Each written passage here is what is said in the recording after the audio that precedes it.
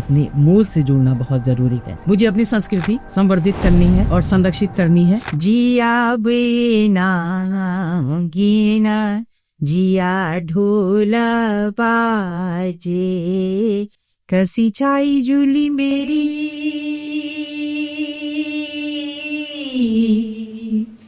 लागी चौनाराई। जिन्होंने भी हमको ये लोकगीत सिखाए वो उसका अर्थ भी बताते थे ताकि वो हमारे भाव अंदर से जो है उनमें भीज जाए। बेलूपा को 12 मासा नहीं हो तो उन्होंने 12 मासा कर दिया।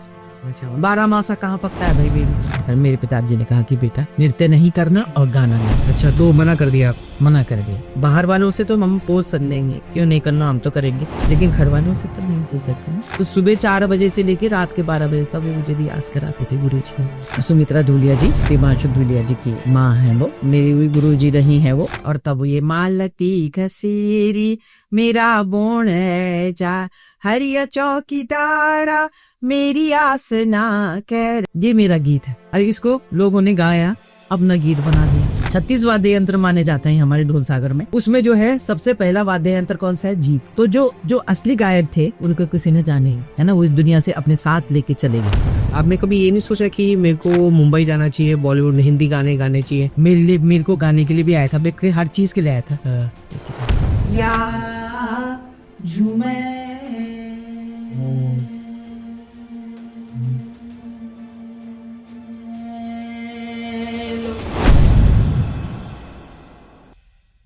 क्या हाल है दोस्तों, मेंटालिटी के एक और फ्रेश एपिसोड में आपका बहुत बहुत स्वागत है। आज का एपिसोड बहुत ही मेलोडियस होने वाला है।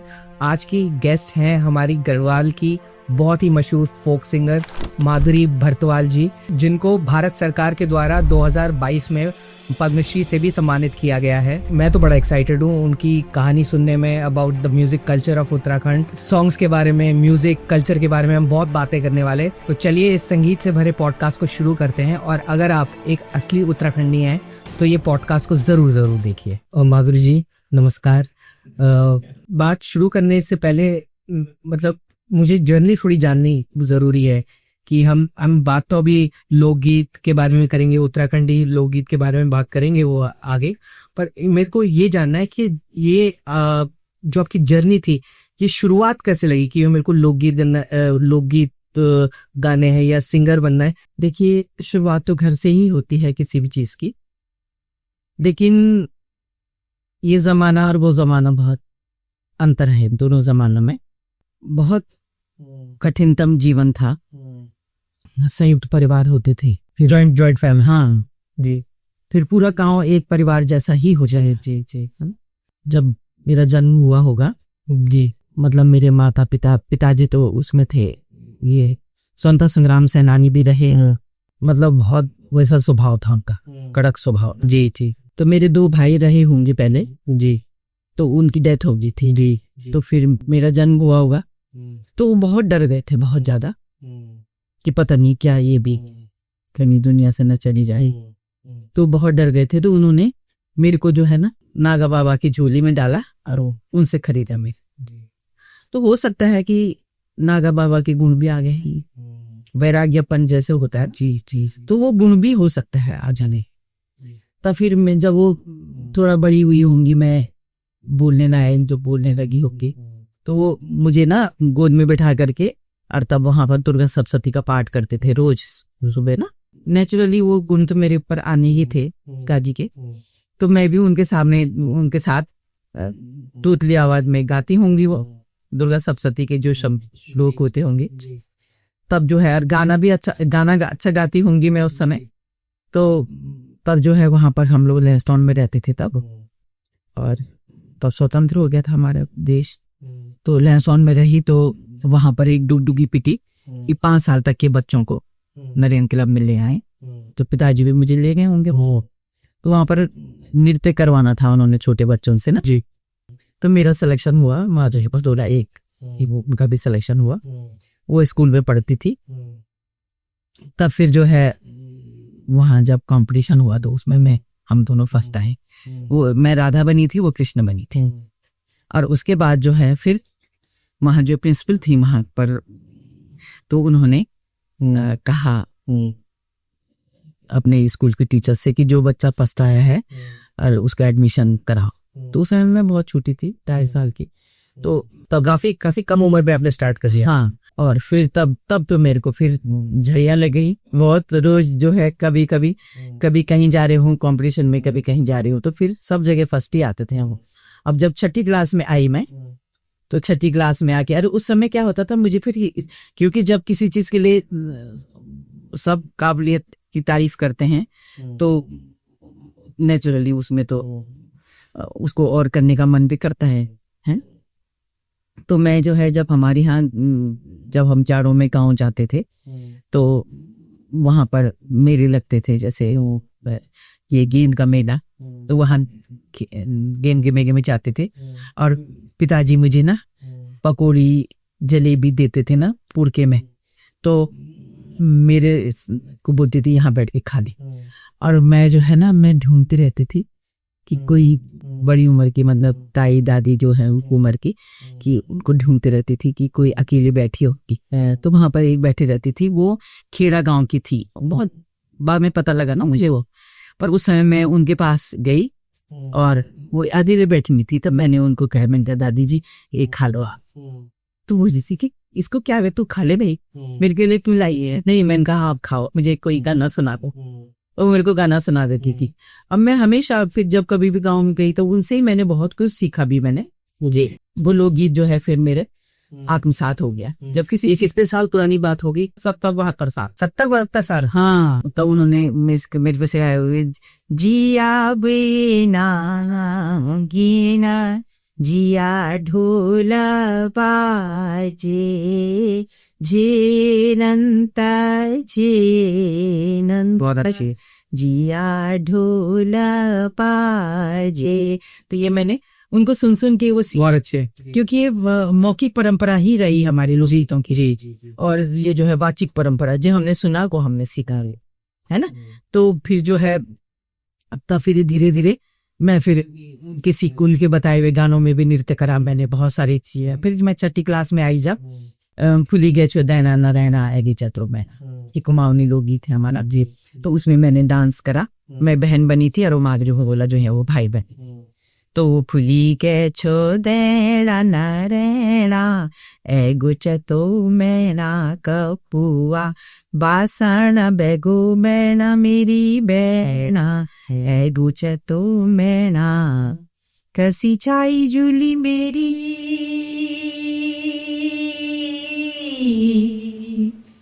लागी छोनाराई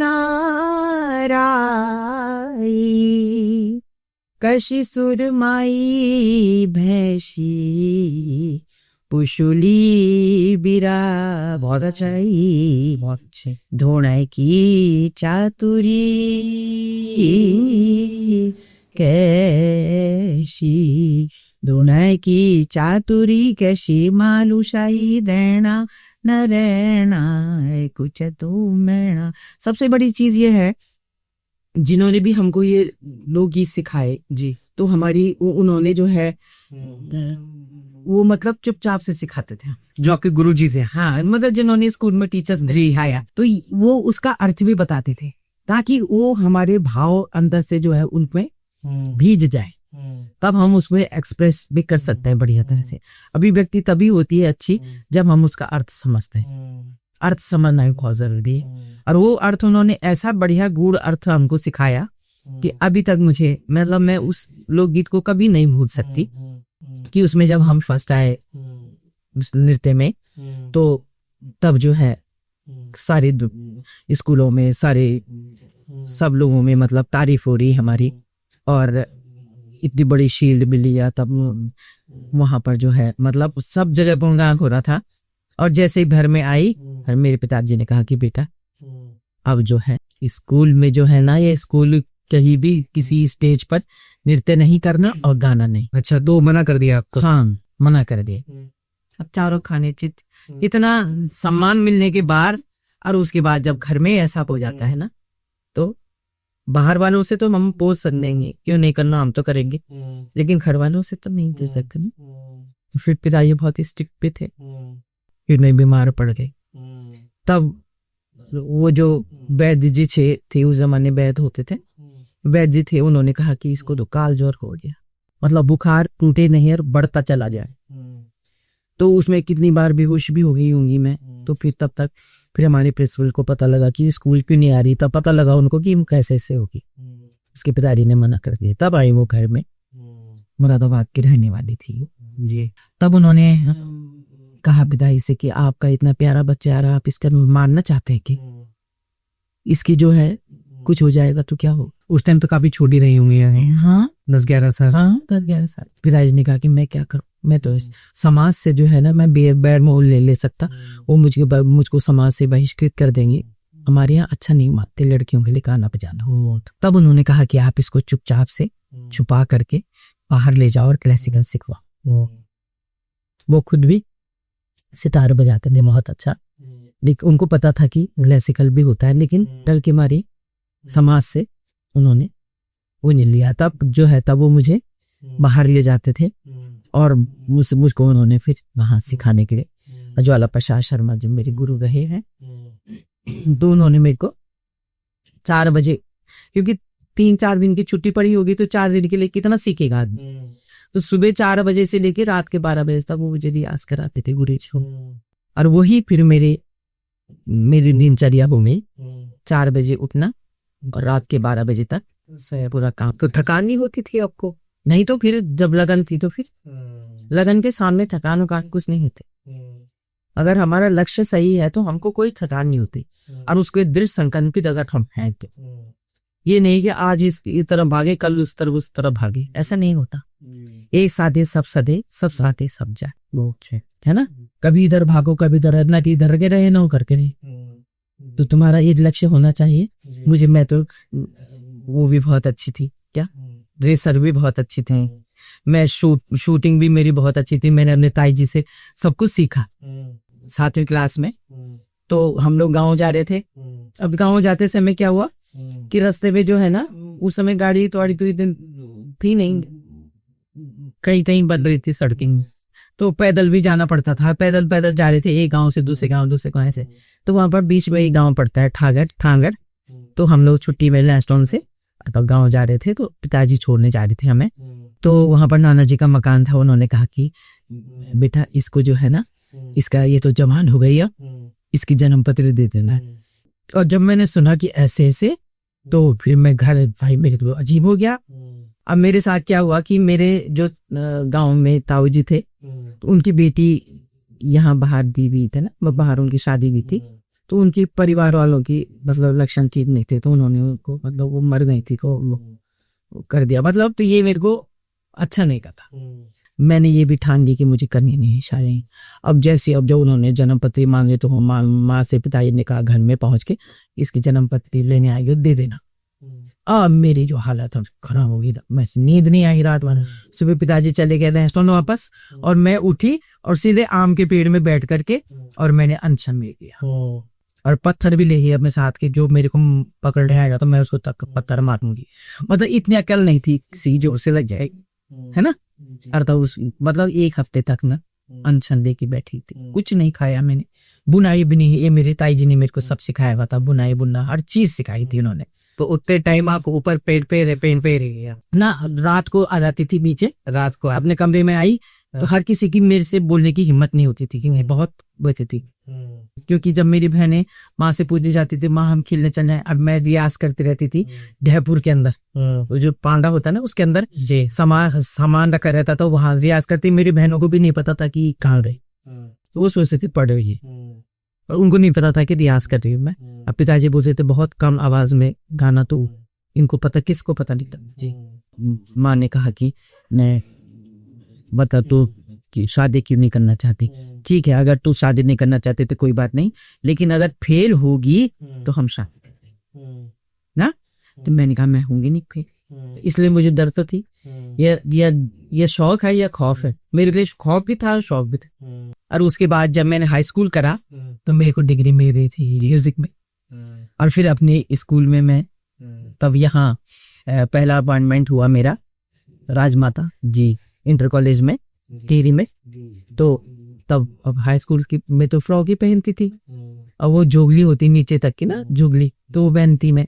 वो फिर वैसी पिताई ने कहा कि तो कला अध्यापिका के लिए हुआ है, तो जब हाई स्कूल का फॉर्म भरा होगा, एक साल उम्र उस समय बनाई होगी पिताई, तब फिर वहां गई मैं टिहरी। तो वहां पिताजी के साथ पिताजी ने कहा चले जाते हैं पढ़ने की जाए। अब जो है जब वहां पर गए तो वहां पर गुप्ता मैडम थी प्रिंसिपल, तो पिताजी ने कहा कि ये तो कला अध्यापिका के लिए हुआ है, तो इसने तो संगीत में करा है। उन्होंने कहा कि यहाँ कला अध्यापिका ही लिखा जाओ है, चाहे संगीत हो जाए, वो भी कला, सब कला है। तो उन्होंने कहा कि मैं तो इसको ज्वाइन कराऊंगी। अब मैं तो कुछ ले नहीं थी कपड़े वहां से। उन्होंने कहा कि आ मेरे साथ। उन्होंने फिर अपनी साड़ी पहनाई मुझे, और मुझे उसी फ्रॉक के ऊपर साड़ी पहनाई, और फिर मुझे ज्वाइन करवाया। और फिर 3 दिन रही मैं वहां, और उसके बाद फिर छुट्टियां हो गई थी उसकी, ये दशहरे और दिवाली की। फिर हम लैंसडाउन आ गए, और उसके बाद फिर एप्लीकेशन दी होगी जी की जो भी है, फिर मेरा ट्रांसफर लैंसडाउन। अब लैंसडाउन में मैं जब साड़ी पहन के स्कूल गई होंगी, तो किसी को पता ही नहीं था कि ये कहाँ जा रही। तो कोई सोच रहा कि अरे तो ये ड्रामा हो रहा हुआ क्या है स्कूल में। जब मेरे को गाने के लिए मना कर दिया था ना मेरे पिताजी ने जी, तो मेरी गुरुजी थी जी, उस समय गुरुजी मेरी गुरुजी रही हैं वो जी, सुमित्रा धूलिया जी जी, तो तिमांशु धूलिया जी की माँ है वो। अच्छा, तो हाँ, तो वो जो तीनों भाई जो हैं बहुत अच्छे हैं वो हैं। तो हिमांशु भाई सब ना, सुधांशु भाई, शिवांशु भाई, तो ये जो है उनकी माँ मेरी गुरुजी रही है। तो उन्होंने मेरे से कहा कि बेटा तू जो है ना ओ मत को, कोई बात नहीं, तेरे को जो है नाटक में काम कर। तो शकुंतला, बहुत सारे नाटक उन्होंने मेरे से करवाए। तो नाटक में भी रही मैं, और ड्राइंग में भी बहुत अच्छी थी जी, है ना। तो कौन सा था इसमें जो गुण नहीं था, मतलब हर एक चीजें मैंने बहुत। तो गायकी में अगर मैं पूछता है, ये जो उत्तराखंडी फोक गीत है, ये आपके लिए क्या मायने रखता है? मतलब ये सिर्फ म्यूजिक है, या फिर ये एक कोई जिम्मेदारी वाला काम है? एक गीत मैंने अपना लिखा था उस समय, मैं जब ऐसे ही जब सर्विस लगी थी मेरी, तो हम लोग स्कूल जाते समय, तो मेरे से कहा उन्होंने कि सुन माधुरी, इन नीचे जो है ना ये हरिया चौकीदार है, वो था वहां पर ना ये धर्मशाला, वहां पर वो चौकीदार थे। तो उनके बेचारों की पैर बहुत मोटे थे, तो वो चल फिर नहीं सकते थे ना। तो हरिया चौकीदार था उनका नाम। उन्होंने कहा हरिया चौकीदार पे कोई गीत लिख पल, तो गीत भी लिख सकती है बहुत अच्छा। 2 गीत तो गाती है, तो लेकिन गीत। तब फिर उन्होंने कहा कि लिख इसमें हरिया चौकीदार पे। तब मैंने फिर उन पे गीत लिखा। तो मालती घसेरी मेरा बोण ऐजा, और तब ये मालती घसेरी मेरा बोण ऐजा, हरिया चौकीदारा मेरी आस ना कर, हरिया चौकीदारा मेरी आस ना कर, का फल फलदा बेडू फलदा फूलदा ओरासा, जी कुड़ी मारोंदी बस एक तेरी आसा, मेरो हिया अब निरांदो तो मेरी आस ना कर, तुम्हें आस ना कर, हरिया चौकीदारा मेरी आस ना कर, हरिया चौकीदारा मेरी आस ना कर। अब ये जो है ये मेरा गीत है, और इसको लोगों ने गाया, अपना गीत बना दिया। अब मैं उनसे कहाँ बोलूं ये है, उसमें क्यों पढ़ो मैं पचड़े, है ना। पर जिसको मैंने सिखाया है उनको तो पता है। तब हमारी एक प्रिंसिपल थी कृष्णा व्यास जी, तो कृष्णा व्यास ने क्या करा कि उन्होंने एक एप्लीकेशन लिखी हुई थी और मुझे बुलाया, और मेरे को अपने उसमें रूम में नहीं खाया। मैंने कहा जी, मैंने कहा अपनी पॉइंट है। तो कहने लगी सुन, यहाँ पर मैंने एक एप्लीकेशन लिखी हुई है, इसमें सिग्नेचर कर दो। तो मैंने कहा कि दीदी, मैंने कहा क्या है ये, बस पढ़ ले। मैंने देखा तो उसमें नजियाबाद में एक पोस्ट थी, अखिल भारतीय स्तर की आकाशवाणी की संगीत निर्देशिका की, है ना, संयोजिका संगीत निर्देशिका, एक ही पोस्ट होती, उस पोस्ट की वो थी वो एप्लीकेशन। और उन्होंने अपनी कसम दे दिया, मैंने सिग्नेचर कर दिया उसको, उन्होंने भेज दिया उसको। फिर मुझे क्या हुआ, रोज डर लगने लगा, अब मैं पिताजी से झूठ कैसे बोलूंगी। पिताजी मेरे से पूछेंगे तो तूने कैसे करा अप्लाई बिना मुझे पूछे हुए, तो मैं कैसे बोलूंगी। अब मैं झूठ भी नहीं बोल सकती, भगवान अब मैं क्या करूं, पर वही ईश्वर जानता है। और मैं अपनी बहनों को जब नजियाबाद एग्जाम दिलाने जा रही थी म्यूजिक का। तो वहां से लौट रहे थे हम, तो ट्रेन में आ रहे थे तो सामने ना आकाशवाणी नजियाबाद लिखा हुआ है। अब आपको दिख रहा ट्रांसमीटर है वो रहा, हाँ बट जी ट्रांसमीटर। तो पिताजी को दिखा, पिताजी ने कहा आकाशवाणी नजियाबाद मधु तेरे लिए नहीं है यहाँ कोई जगह, कोई पोस्ट नहीं है क्या तेरे लिए? मैंने कहा पिताजी है तो सही। अब मेरे को डर लगे कि क्या बोलोगे, मैंने अप्लाई कर दिया और मेरी हालत खराब, मतलब काटो तो खून नहीं, ऐसी स्थिति हो गई मेरी बहुत खतरनाक। और जैसे ही उन्होंने बोला कि तेरे लिए यहाँ पोस्ट नहीं है क्या कोई, मैंने कहा पिताजी है। मैंने कहा एक पोस्ट है, और उसके बाद कैसे बोलूं, और उसके बाद सायरन बज गया उसका ट्रेन का। बस आई कई बात हुई, उन्होंने आगे कुछ पूछा नहीं। बोला ना बहुत अच्छा हुआ। फिर मेरा इंटरव्यू जब लखनऊ में हुआ तो वहाँ प्रैक्टिकल था पहले, तो प्रैक्टिकल में बहुत सारे लोग, उसमें 1600-1700 लोग उसमें आए हुए थे पूरे हिंदुस्तान से। और मैं भी, मतलब मेरा भी वो प्रैक्टिकल हुआ, तो मैंने जो है ये पावस की सांझरंगी दी, ये मेरे को आया वहाँ पर, तो मैंने इसको रिकॉर्ड करके मतलब सबमिट कर दिया। तब क्या हुआ कि तो 216 लोगों का उसमें वो हुआ, सिलेक्शन हुआ ना। तो मैंने इससे फिर सारे क्वेश्चन पूछे जो मेरे सब्जेक्ट रहे होंगे, तो वो सारे क्वेश्चन में से उन्होंने पूछे। अब उसके बाद जो है उनको पूछते पूछते तब उन्होंने कहा कि क्वेश्चन खत्म हो गए, इन सब कह रहे क्वेश्चन खत्म हुए। मैंने कहा सर, मैं आपसे विनती करना चाहूंगी। तो कहने लगी कि हाँ बोलिए। मैंने कहा जी जिस क्षेत्र के लिए आप वो स्टेशन खोल रहे हैं वहाँ के, तो आपने कुछ पूछा ही नहीं, गढ़वाल कुमाऊं के बारे में कुछ नहीं पूछा आपने। तो समय उत्तराखंड भी नहीं था नहीं तो। तब फिर उन्होंने कहा कि वहाँ का तो हमें अंदाज है नहीं कुछ भी, क्योंकि यहाँ तो सब पिछड़ा इलाका ही था सारा ना। तो तब मैंने कहा कि तब तक उन्होंने कहा कि शर्मा जी पूछेंगे, तो एस.के. शर्मा वहाँ के वो थे स्टेशन डायरेक्टर ना, तो उन्होंने कहा कि वहाँ का कोई लोकगीत गाए। तो मेरी मक्की देवी जी का सिखाया हुआ मुझे वही लोकगीत गाया मैंने, जिया वो नागिन है, जिया ढोल बाजे। और तब उन्होंने बोला कि अच्छा बताइए कौन से राग में है, और मेरे को झंझनाहट हो गई। मैं कहते कोई यही तो क्वेश्चन आंसर सेशन चल। हाँ, तो फिर मैंने जब वहां गाया तो मैंने कहा ये भूपाली राग है, सा रे गा पा दा सा धा पा गा रे सा, ऐसे गा रे मैंने होगा। तो जिया बे नागिना, ये बिकुर उसी राग है। तो मैंने कहा ये तो भूपाली राग है। तो उन्होंने कहा अच्छा और लोकगीत सुनाइए, तो और बहुत सारे लोकगीत फिर मैंने उनको सुनाए। और उसके बाद जो है तब फिर उन्होंने, मैंने ये भी बताया कि ये जो है फिल्मों में भी हमारे लोकगीतों की धुनें हैं, तब फिर वो सब सुनाया। अब उसके बाद जो है तब वो कहने लगे कि अभी तो जो है सारे जेंट्स ही लोग होते हैं, और जो आपके अंडर में जो काम करेंगे साजिंदे, तो वो भी बहुत धुरंधर विद्वान होंगे, उनके साथ आप कैसे मैनेजमेंट कर सकती? मैंने कहा जी सबसे बड़ी चीज एक चीज ही होती है कि हमारे ये वाद्य यंत्र, मैंने कहा 36 वाद्य यंत्र मानते हैं हमारे यहाँ ढोल सागर में, और उसमें मैंने कहा एक वाद्य यंत्र वो भी है कि अगर जिभा ऐसी बावरी कहे सरक पाताल, आप तो कहे भीतर गई युद्धि खाए कपारी। अरे क्या हम समझेगी? मैंने कहा सबसे बड़ा वाद्य यंत्र कौन सा होता है? पहला जीव अक्षय। 36 वाद्य यंत्र माने जाते हैं हमारे ढोल सागर में, उसमें जो है सबसे पहला वाद्य यंत्र कौन सा है? जीभ। कि जिह्वा ऐसी बावरी कहे सरक पाताल, आप तो कहे भीतर गई जुत्ती खाए कपाल। तो कहने ये समझे। मैंने कहा सबसे कठिन, सबसे महंगा अच्छी और सबसे खराब महंगा ये जबान ही होती। अगर आपने अच्छा बोला तो सब आपकी है, आप दूसरे का सम्मान करोगे तो वो आपका सम्मान करेगा, और जब आप दूसरे को गलत बोलोगे तो वो भी आपको गलत ठहराएगा। सबसे अच्छी और सबसे बुरी ये जबान ही होती। तो मैंने कहा अपने आप तो कहे कि भीतर चल जाती है, गलत गाले दे के अंदर चल जाती है, और डंडे कहाँ मरते पड़ते हैं? खोपड़ी में, है ना। तो मैंने कहा ये तो बहुत खुश हुई बहुत ही ज्यादा।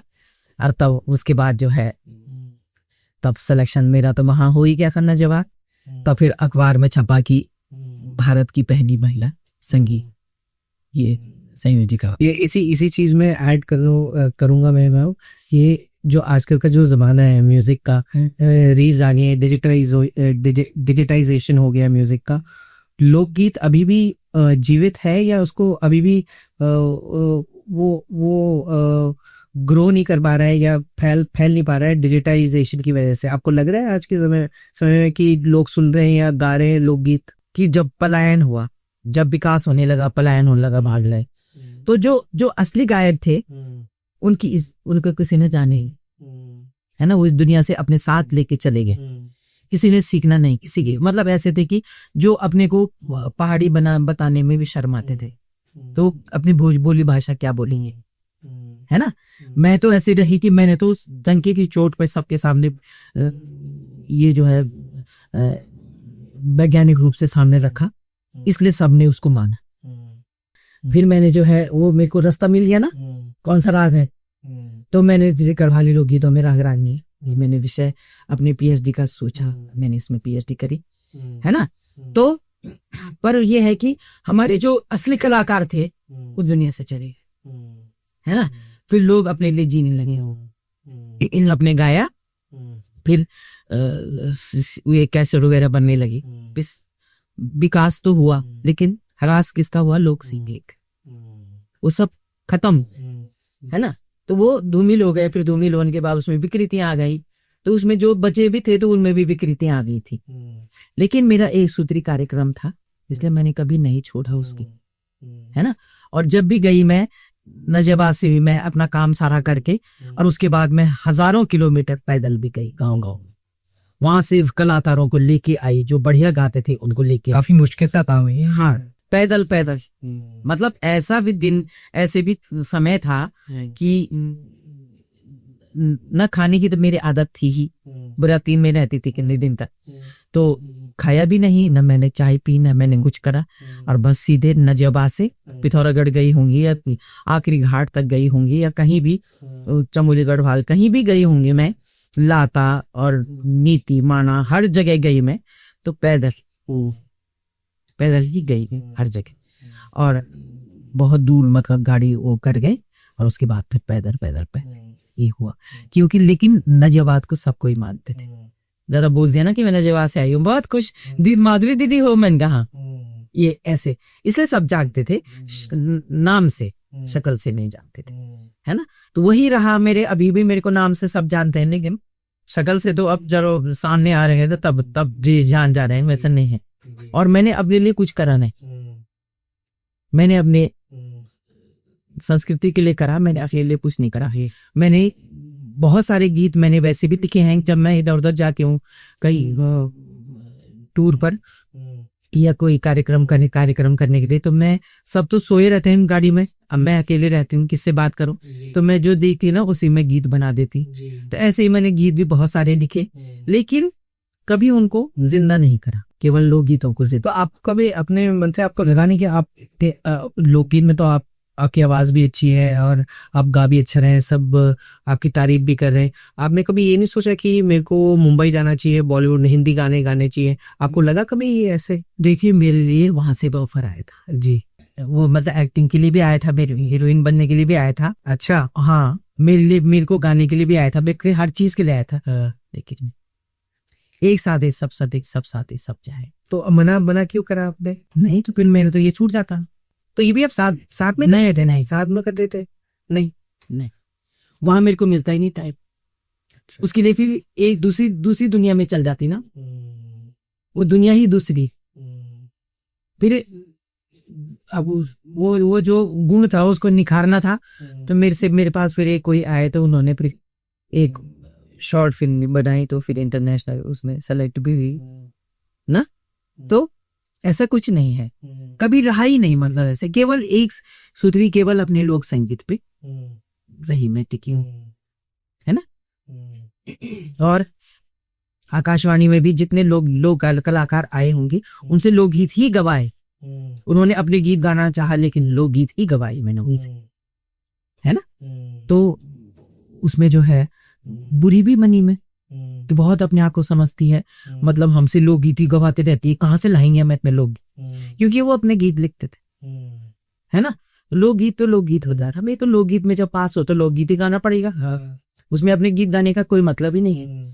फिर कितने ऐसे होते थे जिनकी आवाज अच्छी होती थी, तो उनको मैं सिखाती भी थी, पूरे दिन भर उनको सिखाना, रात तक सिखाना, और फिर दूसरे दिन रिकॉर्ड करना। स्टेज परफॉर्मेंसेस भी काफी रही होंगी। हाँ। स्टेज परफॉर्मेंस तो कोई यादगार स्टेज परफॉर्मेंस है आपके दिमाग पे कोई? आपकी स्टेज तो बहुत सारे थे ऐसे, जब मैं टीचर बन के आ गई थी ना, तभी था बस। ये लोकगीत को लेके एक और इम्पोर्टेंट क्वेश्चन है, इसमें लोकगीत पे सबसे ज्यादा इम्पोर्टेंट चीज क्या होती है, सुर या भाव? इसमें स्वर भी अच्छा है, इसमें भाव भी अच्छा है। क्लासिकल म्यूजिक के आधार पर अगर हमने उसके निकष पर देखा तो वो भी बहुत अच्छी चीज है। वो राग रांगिया हो सकता है उन्हीं स्वरों में बने होंगे, जरूरी थोड़ा है ना। पहले तो स्वर ही देखा जाता है, अगर स्वर अच्छा है तो बात ही क्या है, उसमें मग्न हो जाता है इंसान। साधना का सबसे बड़ी चीज स्वर साधना ही है ना। और भाव तो है ही अच्छा। और क्योंकि हमारी संस्कृति इन लोकगीत में जो है हमारी संस्कृति के संवाहक है ये लोकगीत। जी।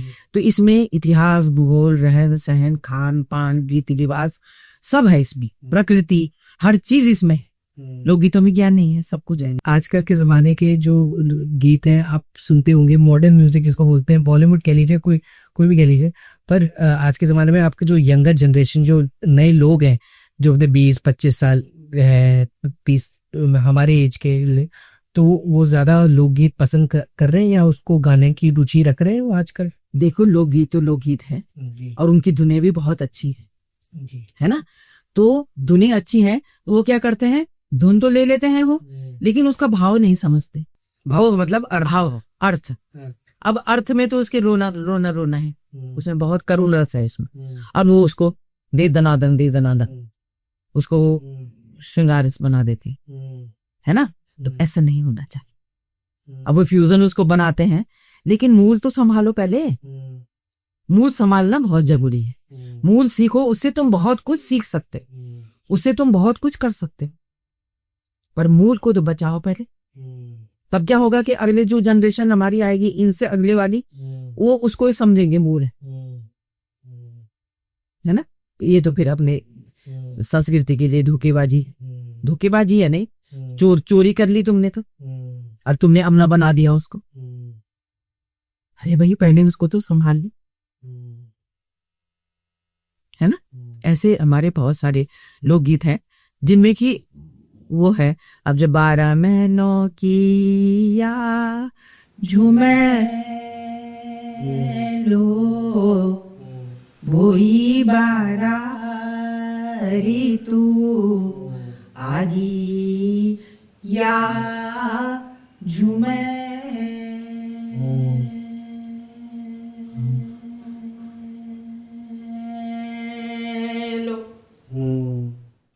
है ना। और 12 महीनों किया जो मैं लो, 12 रे तो आई जो मैं लो, ऐसा अच्छा लगेगा क्या? ऐसे तो नहीं लगा आज भाई। उसके तो रो रही है वो कि मेरे लिए एक ही ऋतु रह गई बस। जिनके मायके वाली होंगी वो मायके बुलाएंगे, मैं तो रोती ही रहूंगी बस। जिनके मायके वाले बुलाएंगे मायके जाओ, मैं तो रोती रहूंगी। ऐसे कोई बात है क्या? ऐसा नहीं होता है। भाव के अनुसार उसको कितने दिन टिकेगा, नहीं टिकता। अगर तुम असली चीज को करो ना, चलन दा सुशीला ये ननदा पलछाला जयो लाए, चलन दा सुशीला ननदा पलछाला, ऐसे होगा क्या?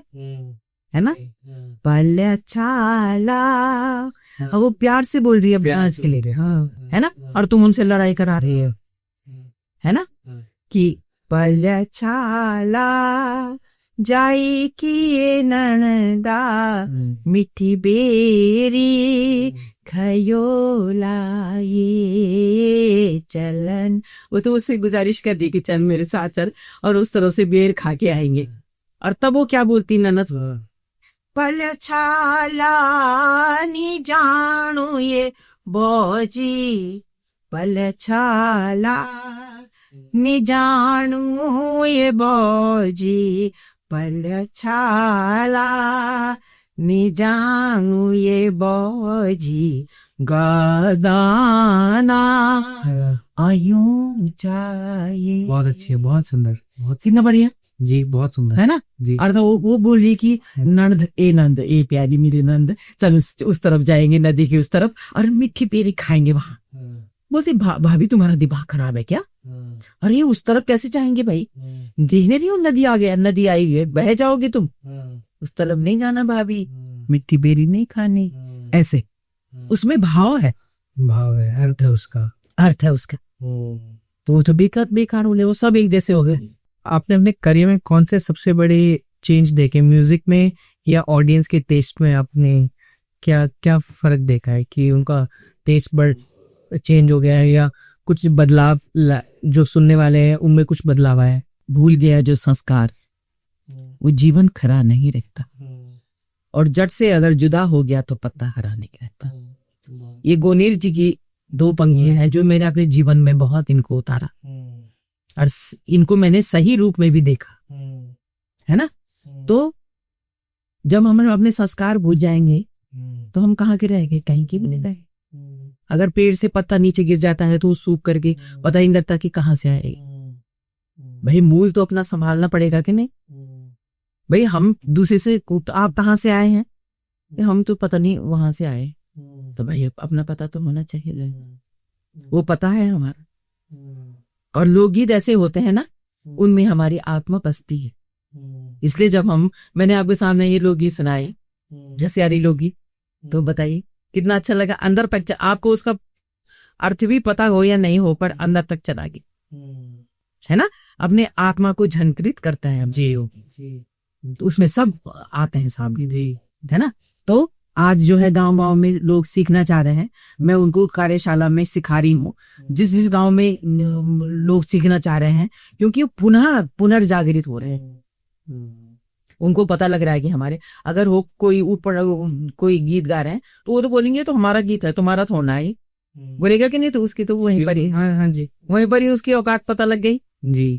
तो इसलिए अपने मूल से जुड़ना बहुत जरूरी है, अपनी भाषा से, अपनी संस्कृति से जुड़ना बहुत जरूरी है।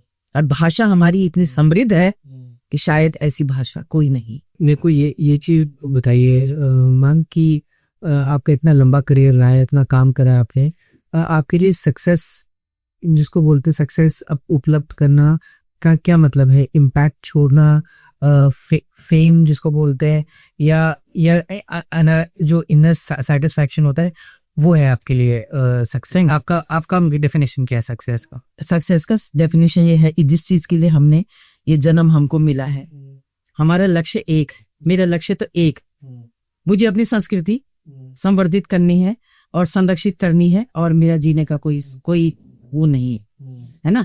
तो मेरे लिए भी ईश्वर रास्ता भी बना देता है। ये मैं उस परम पिता परमेश्वर को मेरी पूरी आस्था बचपन से ही है, मैं उसको भूल नहीं सकती। और माता मेरे लिए बहुत कुछ करती है ना, जो मेरे लायक है। मेरे लिए हमेशा किसी दूसरे ने नहीं करा, मैंने अपने लिए कुछ नहीं करा, मैंने केवल अपना कर्तव्य निभाया, और उसी में मैं वैराग्य भाव से मैंने वही काम करा जो मेरे को ईश्वर ने सौंपा है, जिसको मैं सोचती हूँ कि उसने मुझे सौंपा है, मुझे करना है। तो मेरे लिए फिर वो लॉकडाउन भी हो गए। अब लॉकडाउन में जो है कोई इधर से उधर बात नहीं कर सकता है। मेरे साथ कौन था? संगीत। संगीत मेरे पिताजी ने दिए एक ये परिभाषा संगीत की। संगीत, संग ही तो है जो, वो है संगीत। उसे मेरे साथ कौन था? संगीत। तो मैंने क्या करा? टाइप करना सीखा। कोई उम्र नहीं होती किसी चीज को सीखने की, बिल्कुल सही बात है ना, लगन होनी चाहिए जी। अगर हमारा एक सूत्री कार्यक्रम है, लगन है हमारी, हम बहुत कुछ सीख सकते हैं। वो दृढ़ निश्चय होना चाहिए। और मैंने जो है टाइप करना सीखा। मैंने उस समय 15 किताबें लिखी, मैंने सारे लोकगीत मैंने किताबों में भर दिए, और फिर जो है उसमें से 3 किताबें तो मेरी छप चुकी हैं, और जो है 2 किताब और मैंने छपने के लिए दी है।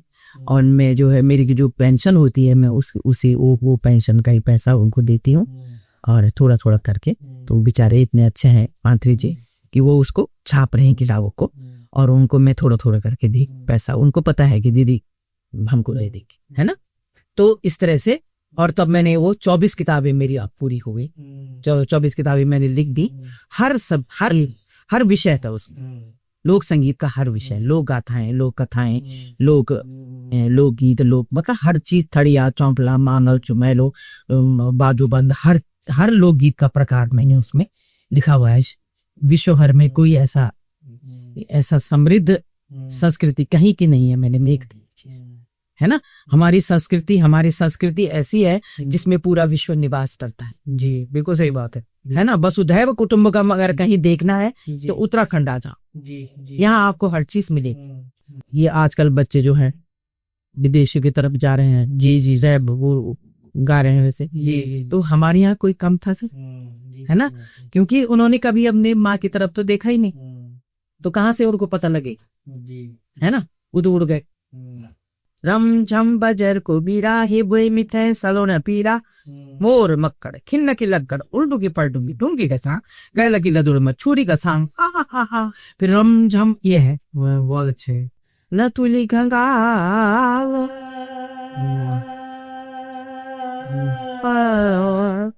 न तुली गंगाल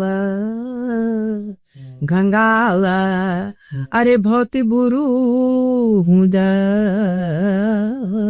भागी बल माया को चंचाला तेरी गुड़ की बाजी खम घमा नरजी जमादाना।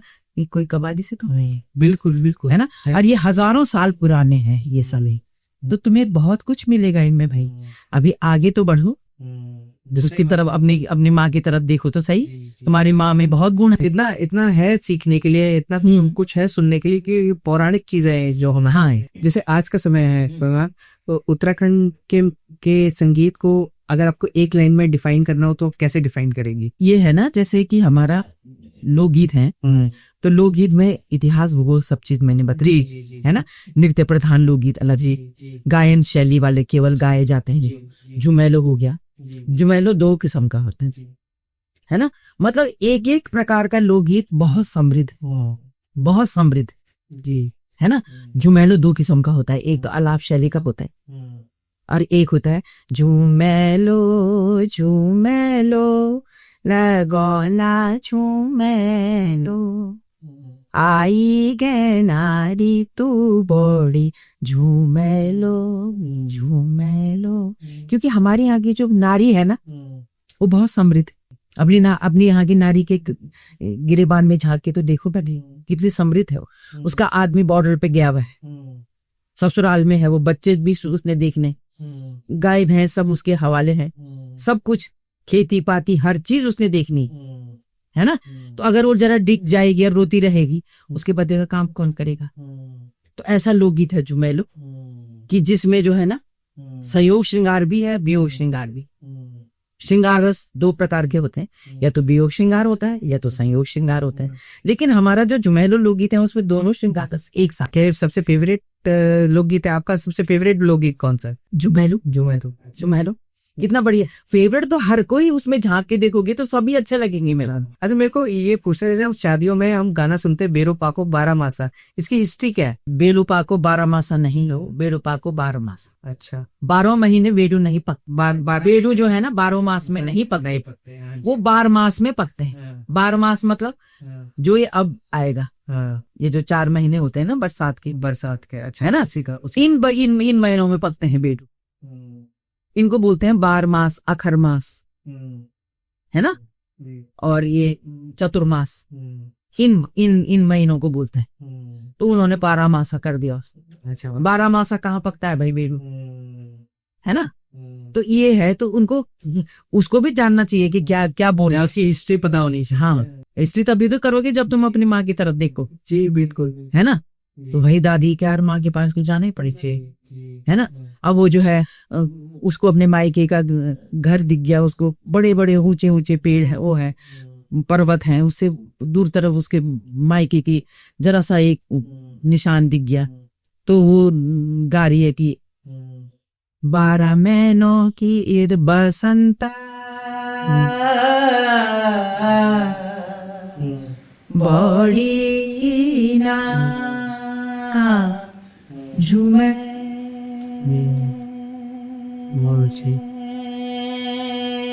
लो जय का होला भाई बनता मैं तुड़ा बुलारा झूमे।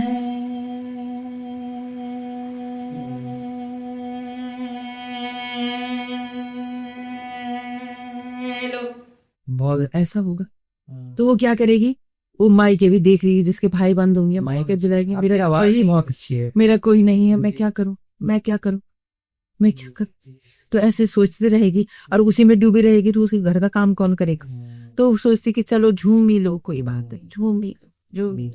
तो श्रृंगार भी है, संयोग भी है और वियोग भी है। मायके की याद में तो वियोग हो गया, अगर झूम ही लो करे तो काटने लग जाते, फिर वो घास काटने लग जाते। तो ये है बात, ये हमारा लोकगीत है। और वैसे सारे लोकगीत बहुत अच्छे हैं, ऐसे ऐसे लोकगीत हैं।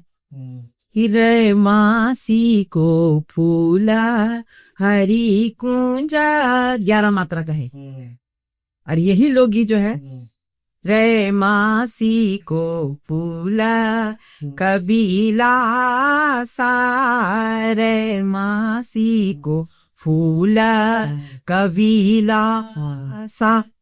तो ये जो है ये 4 ताल में भी गा सकते हैं, इसको 1 ताल में भी गा सकते हैं, ये और इसको जो है ये दादरा में भी गा सकते हैं। 12 मात्रा है, 6 मात्रा में भी गा सकते हैं। तो कितना बढ़िया लोकगीत जी। और यही लोकगीत में 14 मात्रा में गाया जाता है। जो शास्त्रीय संगीत के जानने वाले हैं उनको पता लगेगा, कोई भी विश्व में कहीं नहीं है ऐसे लोकगीत जो एक ही लोकगीत अलग अलग किस्म से गाए जाते हैं, है ना। फूल कविलास रे मासी को फूल, फूल कविलास कै मैना मोल लोज, फूल कविला। अब कबीरा फूल कविलास मतलब फूल कविलास, कविलास मतलब कैलाश पर्वत। अच्छा, कैलाश। हाँ, जहाँ भगवान शंकर का निवास है। उस कैलाश पर्वत पर फूल, कौन सा फूल खिल रहा है, मासी का फूल। रे मासी, अरे मासी का फूल खिल गया कैलाश पर्वत पर।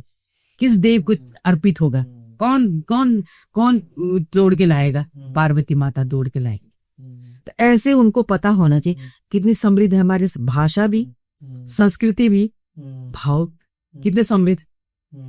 तुम लोग यही बोलते हैं कि फूल का विलास, कविलास फूल का नाम, फूल का नाम नहीं है। कविलास जो है कैलाश पर्वत को कहा जाता है। और रे मासी नहीं होता, वो मासी होता है। रे तो विस्मयादि बोधक, आहा कितना बढ़िया फूल खिला है, विस्मयादि बोधक मतलब कितना बढ़िया जी, है ना, आहा। अरे कौन सा फूल खिला हो, मासी, मासी का फूल, करेक्ट है ना जी। कब बोलो, कब ये गुम्फित होगा, कभी खिलेगा, कभी इसको तोड़ के लाएंगे, ऐसे जी। ये हम छोटा सा एक सेगमेंट करते हैं, rapid fire. Rapid fire round में आपको एक क्वेश्चन पूछूंगा, आपको ज्यादा टाइम नहीं लगाना है बोलने। पहला क्वेश्चन मैं आपसे ये पूछना चाहता हूँ, सुबह पहाड़ या शाम का पहाड़? दोनों एक जैसे हैं। स्टेज परफॉर्मेंस या स्टूडियो रिकॉर्डिंग? देखो रिकॉर्डिंग में तो जितना टाइम में लगाऊंगी उससे बढ़िया स्टेज पर परफॉर्मेंस कर सकती हूँ, उससे आमने सामने बात ही जाती। जी जी जी। ट्रेडिशनल अटायर या सिंपल साड़ी? ट्रेडिशनल। गाना या खामोशी? गाना। सोलो परफॉर्मेंस या ग्रुप के साथ? ग्रुप के साथ। रिहर्सल या स्पॉन्टेनियस सिंगिंग? सीधे गा लो, स्पॉन्टेनियस सिंगिंग। पुराने लोकगीत या नए एक्सपेरिमेंट्स? पुराने लोकगीत, तभी तो नया एक्सपेरिमेंट होगा। पहाड़ या रिवर्स? पहाड़। अच्छी बात। लाइव ऑडियंस या radio listeners? Live audience. Live audience. गांव का मेला या सिटी का कॉन्सर्ट? गांव का मेला। तो उसमें अपनापन ज्यादा वो लगता है इसमें, ठीक है। यहाँ तो 10 किस्म के हो जाते हैं, वहाँ अपनापन होते हैं। हाँ सही बात है। मॉर्निंग में रियाज या लेट नाइट प्रैक्टिस? मॉर्निंग में भी सबसे अच्छा होता है, लेट नाइट का कोई विश्वास नहीं है कहाँ रहेंगे। फोक म्यूजिक या फोक डांस? फोक म्यूजिक जिंदा रहेगा तो डांस अपने आप रहेगा। यार ट्रैवल के दौरान गाना या चुपचाप नजारे देखना? देखो ट्रैवल के समय अंदर से गा सकते हैं, पर नजारे देखोगे तो तुम्हारे गाना अपने आप निकल जाएगा। अपना लिखा हुआ गीत या पारंपरिक लोकगीत? पारंपरिक लोकगीत। उत्तराखंड एक शब्द में? देवभूमि है उससे। देवभूमि। माधुरी जी, आप अपने टाइम निकाल के हमसे बात जितनी इतना कुछ सीखने, इतना हिस्ट्री बताई आपने गाने की, अपने लाइफ के बारे में और आपके स्ट्रगल्स के बारे में, और आप जहाँ पहुंची हैं। फर्स्ट ऑफ ऑल, और मैं बहुत ही सम्मानित फील करता हूँ कि आप जैसे पद्मश्री मेरे पॉडकास्ट पे आए और टाइम दिया, मुझसे बात करी। हमारे व्यूअर्स ने कुछ ना कुछ तो जरूर सीखा होगा, उसके लिए बहुत बहुत धन्यवाद। एंड मैं चाहता हूँ कि कुछ 2 शब्द जाने से पहले मुझे बोलें। मुझे अपनी जो संस्कृति है जी उसका व्यवहारिक ज्ञान देना बहुत जरूरी है। जी जी क्योंकि किताबों में लिखित ज्ञान है, हर कोई नहीं पढ़ सकता उनको, तो उसका व्यवहारिक ज्ञान होना बहुत जरूरी है, तभी वो जिंदा रहेगा। और फिर व्यवहारिक ज्ञान एक से दूसरे में तीसरे में जाएगा इससे, और सामने आमने सामने ये सब हो जाएगी है। और दूसरी चीज ये है कि पद्मश्री जो है मेरी संस्कृति को मिली है जी मैं तो एक जी आधार मात्र हूँ, बाकी विज नहीं। जी बाकी जो है वो संस्कृति मेरी है, मेरे अपने लोक संगीत है, मेरे अपने गढ़वाल की लोक संस्कृति है, और तो उन्हीं को ये वो मिलते हैं, जो भी सम्मान होते हैं जी सब उनका ही। धन्यवाद खुद से बात करने के लिए, बहुत बहुत धन्यवाद।